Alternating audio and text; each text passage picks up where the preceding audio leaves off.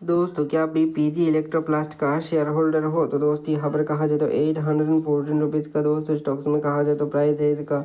इस कंपनी का कहा जाए तो 5 डेज का रिटर्न, 1 मंथ का रिटर्न या फिर 1 ईयर्स का, 5 ईयर्स का या फिर मैक्सिमम रिटर्न भी देख सकते हो कि कैसा है। तो दोस्त पीजी इलेक्ट्रोप्लास्ट का स्टॉक्स के बारे में कहा जाए ना दोस्तों, तो यहाँ से यहाँ तक का भी रिटर्न देख सकते हो कि कैसा है। तो यहाँ पर देखा जाए तो लगभग 20% का ही नेगेटिव रिटर्न है दोस्त पीजी इलेक्ट्रोप्लास्ट का स्टॉक्स में। यहाँ पर भी रिटर्न देख सकते हो कि किस डायरेक्शन का है।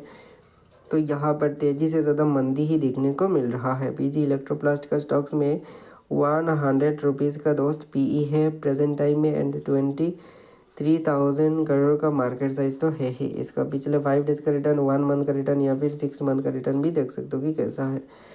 तो देखा जाए दोस्तों तो 26% का ही रिटर्न है दोस्त पीजी इलेक्ट्रोप्लास्ट का स्टॉक्स में। और भी बहुत सारा स्टॉक्स का हमने वीडियो चैनल पर डाल के रखा है, तो जाके उन वीडियोज़ को भी देख सकते